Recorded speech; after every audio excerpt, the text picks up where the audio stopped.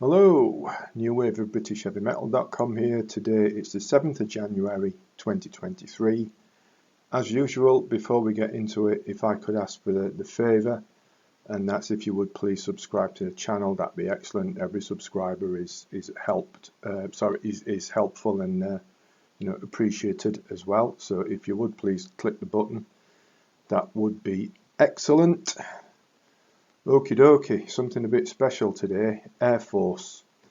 Now, if you might not remember Airforce, they go all the way back to the original New Wave of British Heavy Metal days. Whether you'd call them NWOBHM or not, that's a separate debate. But the brief history being that former Iron Maiden drummer Doug Sampson, who left a few years prior to this, what was introduced by none other than Steve Harris, his ex-bandmate, to a guitarist, Chop Pittman, with the result being Airforce formed in the mid-1980s. I think it was 1986, but I'm content to be corrected if I've got that wrong. The band, tried hard back then. Didn't have a right lot to show for their not inconsiderable efforts, and they decided to disband about a decade later in the mid-1990s. They reformed about a decade after that, and they've been pretty much active ever since. Now, I didn't even realise that they'd put out an album. I think this originally came out in 2020, I think, but it's recently been remastered. And it passed me by completely until I dropped on it randomly somehow. So as soon as I saw it, I ordered a copy.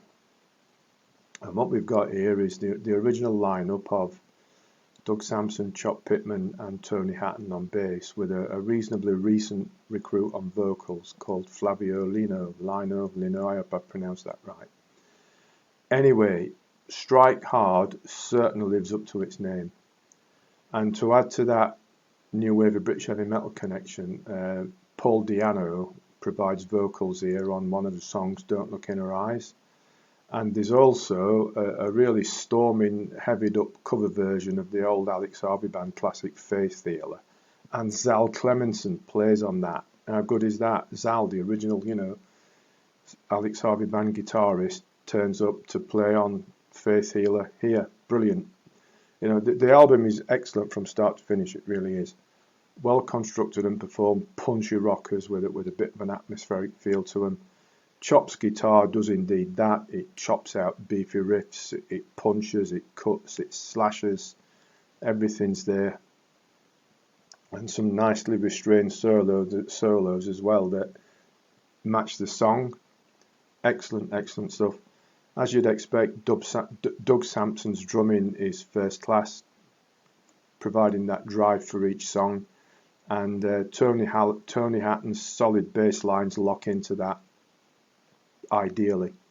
Really is great. And then we've got Flavio Lino. His vocals are quite superb, powerful, rangy, phenomenal. Even the man has got some lungs. Oh yes.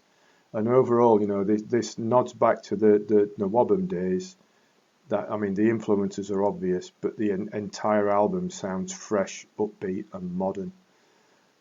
Musically, Fight, great opener, punches along, instantly accessible, great stuff, straight away grabs you, and you want to listen to the rest of it immediately. Die For You builds on that, and it ups the ante a little bit more, as does The Reaper, which is a sort of a brooding, heavy monster track.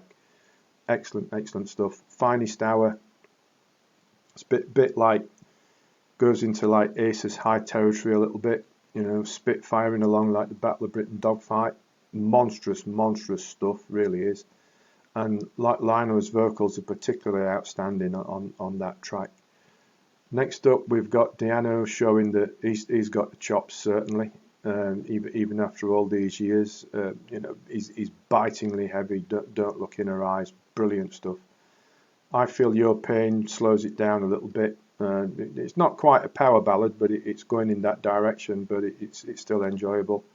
And then they properly pick up the pace again with a blistering trio of songs in War Games, Band of Brothers, and The War Inside. Phenomenal stuff, heavy, atmospheric, punchy, in your face, fantastic stuff. And then of course, to close it off, we've got that marvellous heavied up cover of Faith Healer with Zal on guitar. Excellent cover of a classic song, and it's so well done. I mean, I'm not a big fan of cover versions normally, but this one is so well done. It sticks quite close to the original, but they've got their own twist on it, and Zal on guitar is just marvellous. For me, he's one of the most underrated guitar players ever. The man's got supreme talent. Anyway, strike hard. Airforce in this album have got something special. Make no mistake about that. It's marvellous stuff all the way through. I'll leave, as always, a link in the description to it, so you can check it out on Amazon if you'd like to do that. And please do, because it is quite outstanding, quite outstanding. So there we are. That's Airforce and Strike Hard. Please subscribe before you go. That really would be excellent.